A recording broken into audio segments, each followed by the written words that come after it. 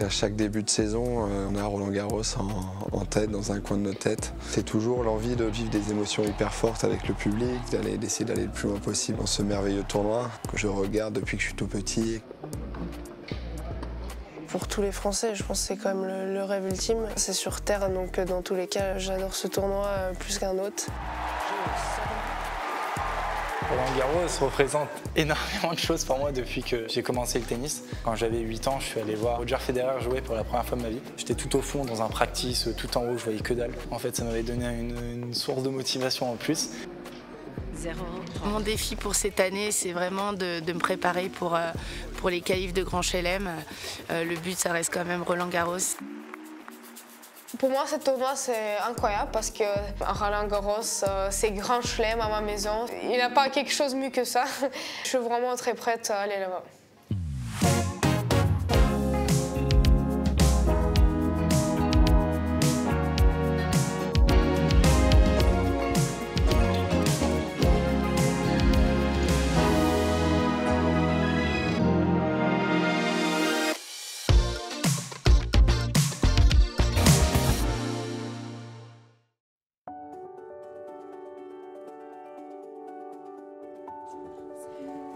Moi, je suis Ksenia Yefremova, je suis les joueuse de tennis professionnelle et je suis 15 ans.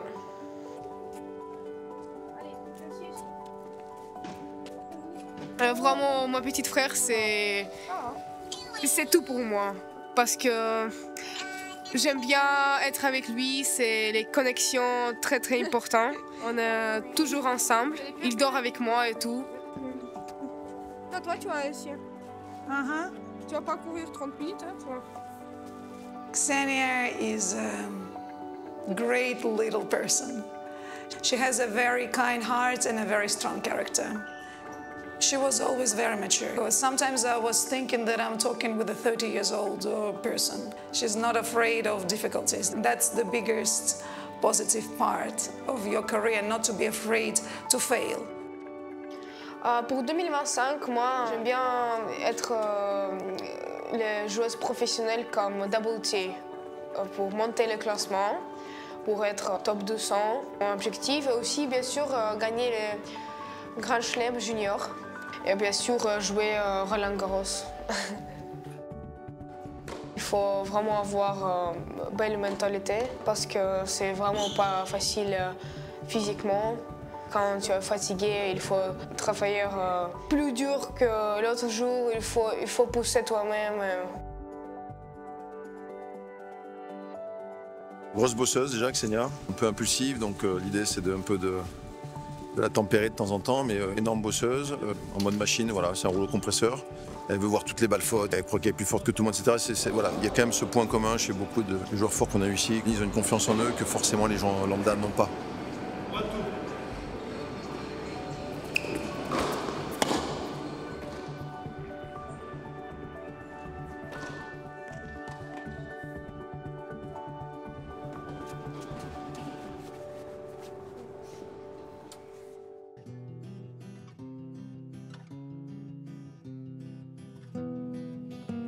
Je monte au ciel, il y aura peut-être Joël, Guillaume et Jérémy et mon cousin Pédri.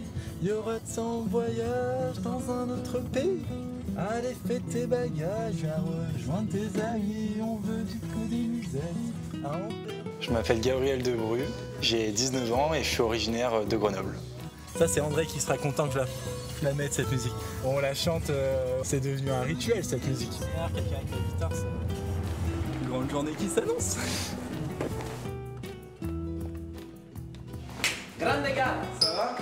Alors aujourd'hui on se trouve au Piatti Tennis Center, donc à mon centre d'entraînement en Italie. On est pendant donc, la off-season, la pré-saison, là où un peu tout le monde s'entraîne pendant une longue période. On va essayer de pas filmer les gens à poil quand même. So I finished my practice.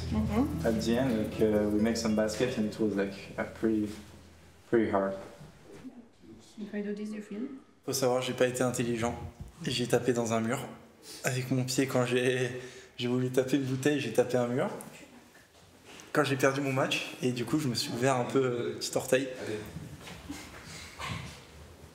C'est ça juste que j'endure des vannes à longueur de journée chez les physios sur mes pieds. C'est pas si moche que ça en plus, franchement. Je pense que ma personnalité, je suis quelqu'un de joyeux. J'adore la vie, j'adore rire, j'adore être passionné par ce que je fais.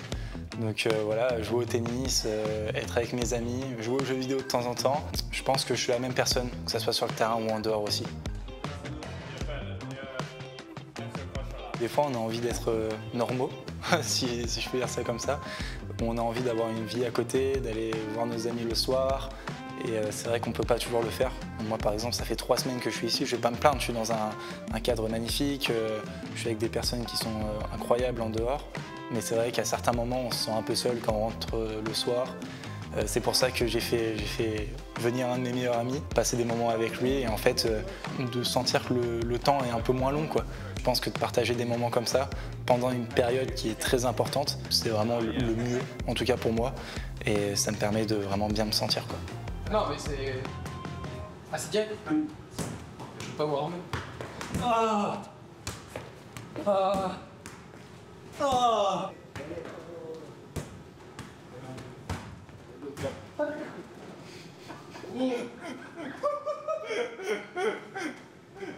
Merde, je connais plus le check, ça fait 6 ans que je l'ai pas fait. Après on check comme ça. Et après on boit, non, un truc comme ça. Non, putain, mais Attends, j'ai oublié. t'as un peu mieux là-bas. Ok. Ouais, comme ça.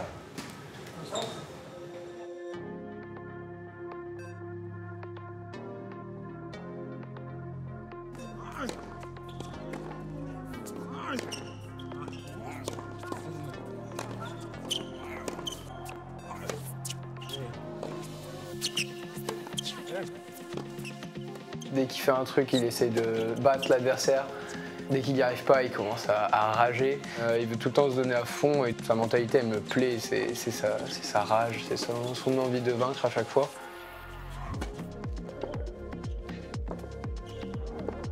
Sur le terrain, je pense que aussi tous les joueurs de tennis, surtout dans une période comme ça où on travaille énormément, où on met notre corps à rude épreuve en fait, et notre tête aussi, et ben, y a des moments où en fait, le cerveau lâche et on va dire une partie de nous-mêmes rentre en jeu et s'énerve sans pouvoir s'arrêter, même si les gens te disent arrête-toi, en fait ton cerveau est un peu en autodestruction et il fonce dans le mur sans s'arrêter.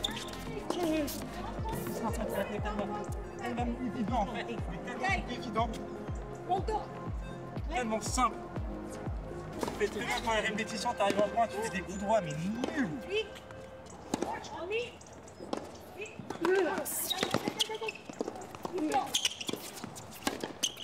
Oh. Voilà, ça c'est compliqué à faire. Est-ce que c'est compliqué? Non. C'est très bien à le faire, alors fais-le. Faire des coups droits de merde qui partent à 2 à l'heure. Parfois il s'énerve. Quand il s'énerve vraiment, on va dire. Il va se donner à 100% sur toutes les balles et si ça marche pas, bah, il va être énervé à chaque fois. Mais ce qui est bien chez lui, c'est qu'il se donne à 8000% à chaque fois.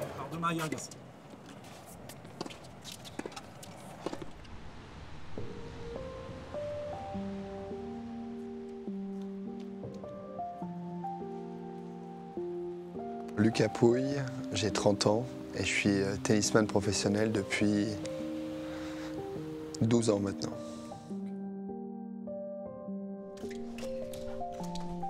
Aujourd'hui, le tennis, ça a été la place la plus importante dans ma vie depuis plus de 20 ans. Mais depuis qu'il y a ma fille, bah, c'est différent.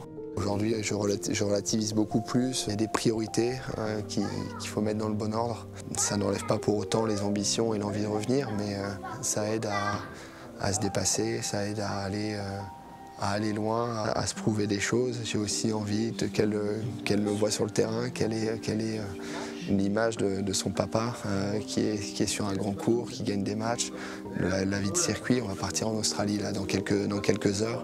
Le fait de partir tous ensemble, bah, c'est génial. C'est des souvenirs que moi je me souviendrai, j'espère qu'elle se souviendra un peu. En tout cas, on en aura, donc c'est hyper important. Rose ? J'ai commencé à avoir des douleurs au poignet qui m'ont éloigné des cours plusieurs semaines, quasiment 8 semaines.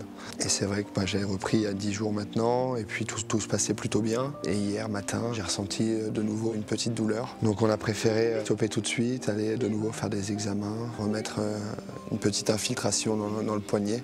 Et suite à cette infiltration, il y a 48 heures, et voilà, le médecin préfère rester au repos 48 heures pour que ça agisse bien. Mais je suis apte à jouer et je pars en Australie, donc ça, tout va bien.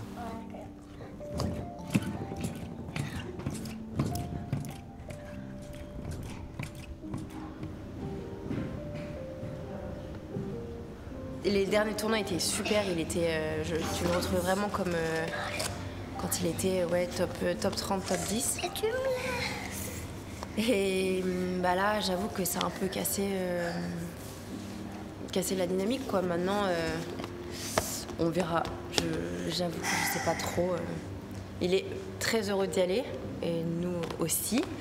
Mais on verra. Je pense que le premier tournoi de reprise, est toujours un peu compliqué. Oui.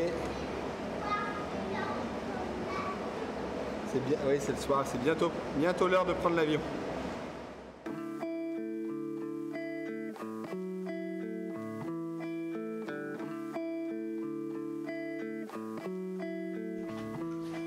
Allez, viens. Bébé, Danger. Danger.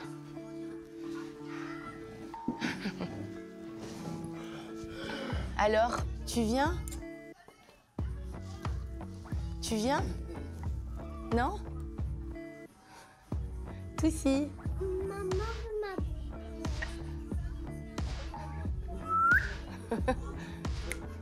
Tu veux danser?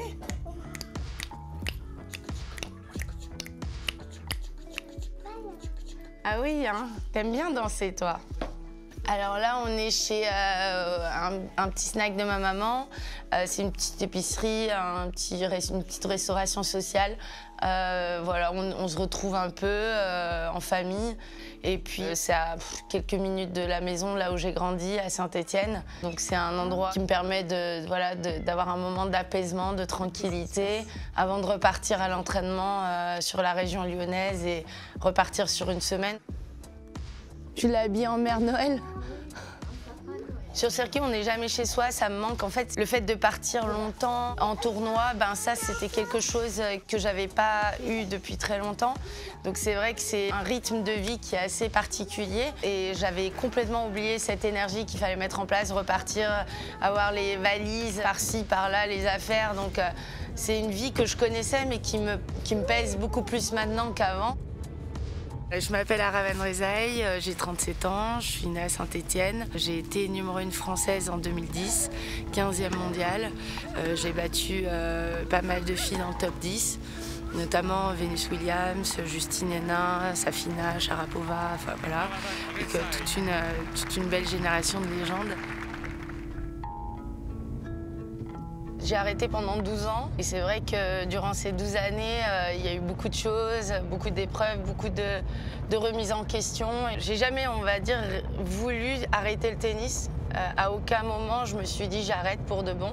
Je savais que j'allais reprendre, mais c'est vrai qu'une année a fait 2, 3, 4 ans, 12 ans et je me suis dit mais j'arrive à exceller dans ce sport. J'ai fait ça pendant 20 ans et ça serait dommage d'en arrêter là.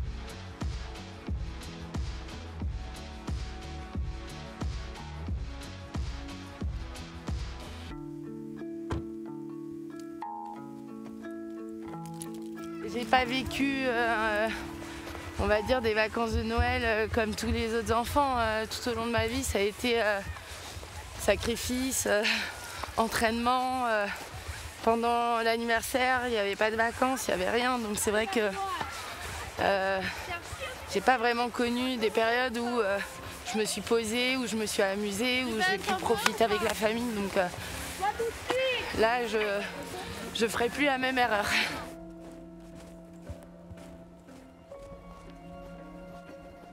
Pendant une période de ma vie où j'étais un peu tourmentée, que j'étais pas bien, j'avais besoin de savoir qui j'étais, pourquoi j'étais en vie. Je faisais une introspection et j'avais besoin de comprendre plein de choses. J'étais dans un mal-être total.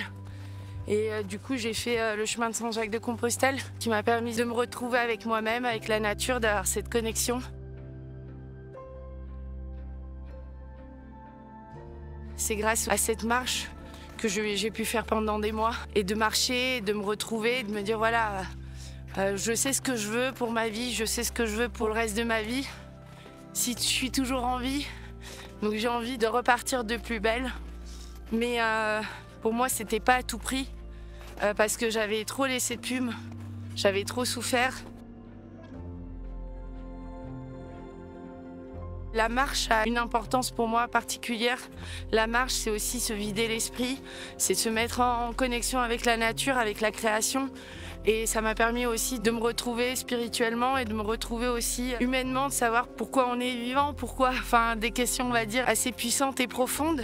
Voilà, c'est aussi le pourquoi de ma démarche de partir sur le chemin de Saint-Jacques-de-Compostelle.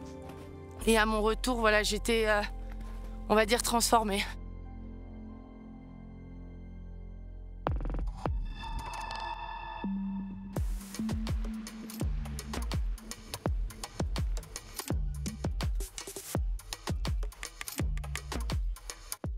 Je m'appelle Loïse Boisson, j'ai 21 ans, je suis de 2003 et je suis joueuse de tennis professionnelle et je suis française. Donc là je suis à 7 mois après mon opération du genou. J'espère reprendre la compétition pour février. Bloc. Allez, pendant 10 secondes. Allez, tu bloques et tu sors les adducteurs. Je me suis fait ça à la suite de ma saison sur terre qui avait bien commencé. C'était au Racing à Paris. Sur un WTA sur mon premier tour. Le moment, en fait, quand tu te fais les croisés, tu sens le genou qui tourne et il y a un craquement assez fort. Et du coup, forcément, moi j'ai senti que c'était grave, direct, sans savoir ce que c'était, mais je l'avais quand même au fond de ma tête, cette blessure. Pousse fort, allez. Donc ouais, direct, j'ai un peu vu toute la suite dans ma tête défiler. Je suis limite là, non? Ça passe. Je peux pas les mettre plus haut. Quand j'ai eu les résultats, là c'était dur parce que, on le sait, les croisés c'est assez long. Et donc ouais, au début c'était dur parce que vraiment tu passes d'être en pleine forme à être allongé dans ton lit.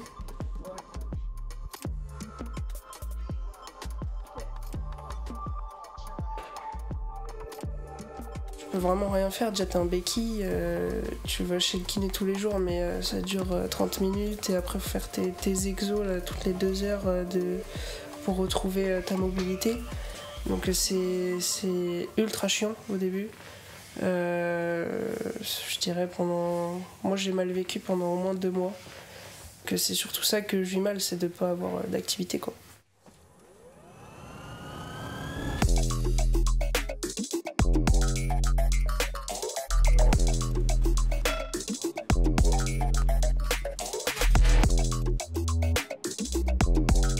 Mes objectifs pour cette saison, comme je te disais, c'est surtout d'être en bonne santé, de pouvoir jouer toute l'année, ce sera déjà cool, de faire une saison pleine, quoi. Un peu plus loin pour pouvoir pousser. Voilà, ok. Celle-là, on refait celle-là. Ok. C'est comme ça que tu dois la travailler là et je veux vraiment axer sur la jambe. Moi j'aime bien en soi faire du physique et tout, mais là jouer au tennis c'est comme mon sport, tu vois, c'est ce que j'aime faire, donc non, c'est cool d'être sur un terrain et de pouvoir tout faire, quoi. Franchement c'est top.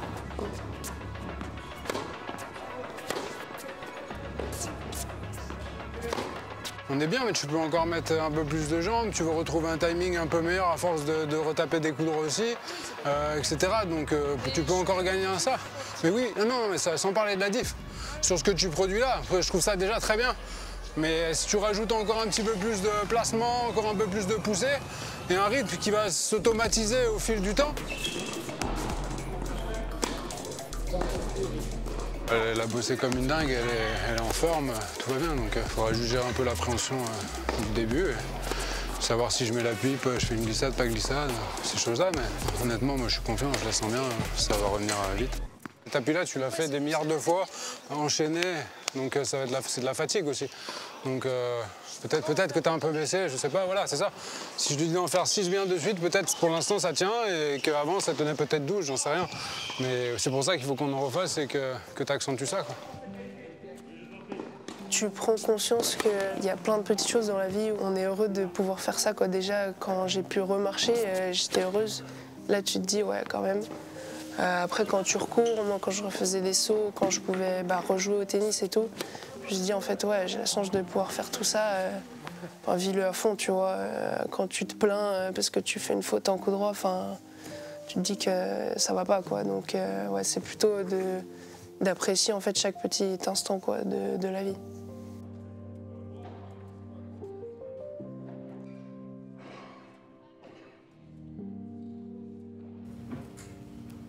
Ok. Son dernier film est... Son dernier film meilleur que le présent, non? Que le précédent. Okay. Et donc là, il faut que tu accordes avec dernier film. Ok.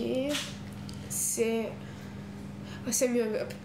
C'est mieux avec un peu de sucre. Avec un peu de sucre, ouais. Le thé, c'est mieux avec un petit peu de sucre.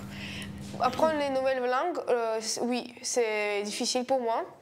Mais ça va, ça va arriver avec de l'expérience.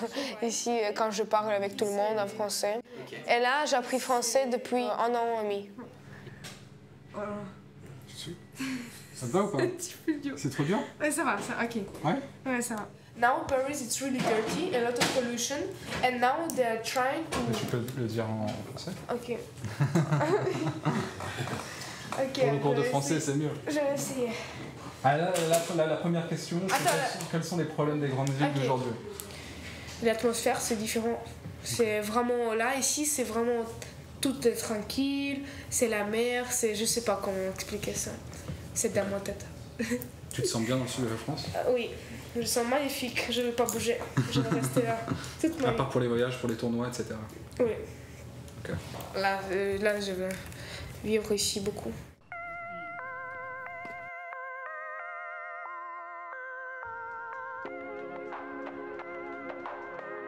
Allez, merci. Salut. Allez hop. Vous vous appelez comment alors? Moi, Lucas Pouille. Voilà. Très connu dans le monde du tennis. On va passer toute la nuit dans l'avion. Ensuite, on va arriver à Hong Kong. Et ensuite, on aura 3-4 heures. Et ensuite, on aura encore... Tu sais combien d'heures on aura après? 9 heures encore. Oh ouais, ça va être une longue journée. Il va falloir être une grande fille. Hein. Parce que là, ça va être très long.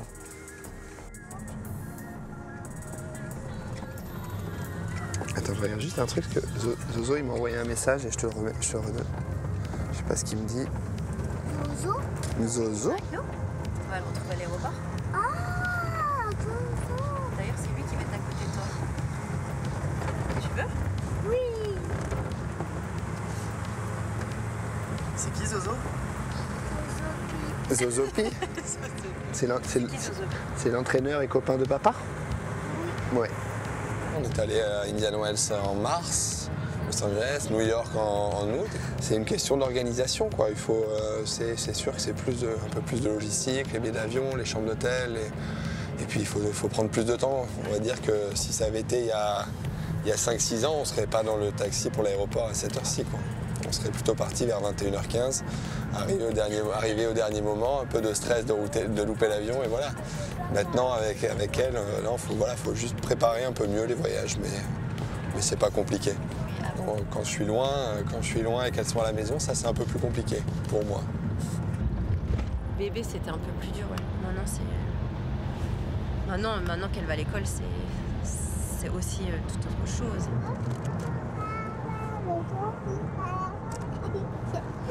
On va arriver le 23 en Australie, entraînement en arrivant. Ensuite, on va faire le réveillon, on va faire un petit dîner et puis le Papa Noël, il va venir déposer les cadeaux. Est-ce que tu penses qu'il sait qu'on va en Australie? Bah oui, parce qu'on lui a envoyé une lettre pour lui dire. Donc je pense qu'il va venir déposer les... Moi, nous, avec maman, on lui a envoyé une lettre pour dire qu'on partait en Australie, qu'ils ne viennent pas déposer les cadeaux à la maison. Parce que sinon, t'es pas là. Du coup, je pense qu'il va venir déposer les cadeaux en Australie, sous le sapin.